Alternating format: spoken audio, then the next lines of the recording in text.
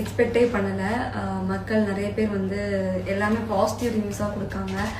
எல்லாருமே ப்ரௌடாக ஃபீல் பண்ணுறோம், நீங்கள் தான் பெரிய இன்ஸ்பிரேஷன்லாம் சொல்லும்போது ரொம்ப ஹாப்பியாக இருக்குது. ஸோ நீங்கள் வெளியே வந்த உடனே நீங்கள் ஃபஸ்ட்டு பண்ண விஷயம்னா என்ன விஷயம்? அது என்னோட ஐஜியில் வந்து என்னோட சோஷியல் மீடியாவில் வந்து எவ்வளோ ஃபாலோவர்ஸ் இருக்காங்க அப்படின்னு பார்த்தேன். ஏறி இருக்கா? எப்படி வந்திருக்கு? ஏறி இருக்கு. அமேசிங். ஸோ பிக் பாஸோட ஓவரால் எக்ஸ்பீரியன்ஸ் எப்படி இருந்துச்சு உங்களுக்கு? வாழ்க்கையில் மறக்க முடியாத ஒரு அனுபவமாக இருந்தது. நிறைய கற்றுக்கிட்டேன்.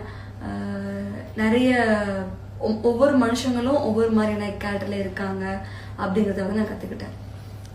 ஸோ உங்களுக்கு வந்து விக்ரம் வந்து மைண்ட் மேனிபுலேஷன் பண்ணுறாங்கன்னு நினைக்கிறீங்களா? இல்லை. ஓகே, நீங்கள் ஏன் தனியாக விளையாடலை? நீங்கள் ஒருத்தர் பின்னாடி இருந்து சேஃபாக கேம் ப்ளே பண்ணுற மாதிரி இருந்துச்சு அப்படின்னு கேட்டிருக்காங்க. அது நான் தனியாக தான் விளையாடுறேன்னு நம்புகிறேன். ஸோ தனியாக தான் விளையாண்டேன். நான் யாரோட பின்னாடியும் போய் இருக்கலை. விக்ரம் ஏதாச்சும் மிஸ்டேக்ஸ் பண்ணால் கூட நான் சுட்டி காமிச்சிருக்கேன். ஸோ நான் வந்து தனியாக தான் விளையாண்டுருக்கேன் நம்புகிறேன். தனியாக தான் விளையாண்டேன். ஸோ வியானா வந்து விக்ரம் தான் வந்து உங்கள் எவிக்ஷனுக்கு காரணம்னு சொல்கிறாங்க. அதுக்கு உங்களோட ரிப்ளை என்ன? எனக்கு அதில் உடன்பாடு இல்லை. இப்போ வீட்டுக்குள்ளே போய் ஒருத்தரை கேள்வி கேட்கணுன்னா யாரை கேட்பீங்க? என்ன கேள்வி கேட்பீங்க? சாண்ட்ரா கிட்ட மட்டும் ஒன்று கேட்கணும். லாஸ்ட்டாக கமல்ஹாசன் வந்து சாரி கேட்கும் போது அவங்க கொடுத்த ரியாக்ஷன், அது அந்த அளவுக்கு போயிருக்க வேண்டாமே, அதுதான் கேட்கணும்.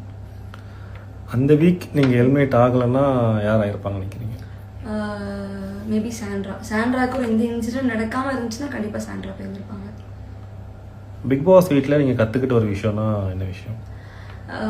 எவ்வளோ கோவம் வந்தாலும் நம்ம வந்து டெம்பர் லூஸ் பண்ணக்கூடாது. End of the day it's a game. எல்லாருமே மனுஷங்க தான். நம்ம ஒரு கேம்காகன்னு சொல்லி எப்படி நம்ம வந்து நம்மளே மீறி சில விஷயங்கள் பண்ணக்கூடாதுன்னு நினைக்கிறோமோ, அதே மாதிரி நம்ம வாழ்க்கையிலையும் ஏதாச்சும் ஒரு விஷயம் நம்ம வேணுங்கிறதுக்காண்டி நம்ம கேரக்டரே நம்ம வந்து கீழே இது பண்ணி நம்ம வந்து மனுஷங்களுக்கு ஆப்போசிட்டாக அகேன்ஸ்டாக எதுவும் பண்ணக்கூடாது. எல்லாருமே மனுஷங்க தான். ஸோ அதுதான். உங்களுக்கு பிடிச்ச டாஸ்க்னா எந்த டாஸ்க் சொல்வீங்க? எனக்கு நான் ஒரு 6 மணி நேரம் நின்னுல, அதுதான்.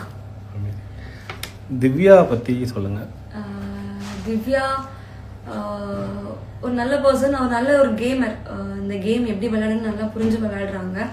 அவ்வளோதான். பிக் பாஸ் வீட்டுக்குள்ளே மறக்க முடியாத ஒரு மெமரினா என்ன மெமரி? பிக் பாஸ் என்கிட்ட நான் பேசினது, அதுக்கப்புறம் எங்கள் அம்மா அப்பா உள்ளே வந்தது, என்னோட பேரண்ட்ஸ் உள்ள வந்து, என் ஃபேமிலி உள்ள வந்து நான் மறக்கவே மாட்டேன். ஸோ மறக்கக்கூடிய மெமரினா என்ன மெமரி சொல்லுவீங்க? காரில் நடந்த விஷயங்கள். ஓகே, இப்போ வெளியே வந்த பிறகு யார் கூட ஃப்ரெண்ட்ஷிப் வச்சுக்கணும்? நீங்கள் எந்த கண்டஸ்டன்ஸ் கூட ஃப்ரெண்ட்ஷிப் வச்சுக்கலாம்?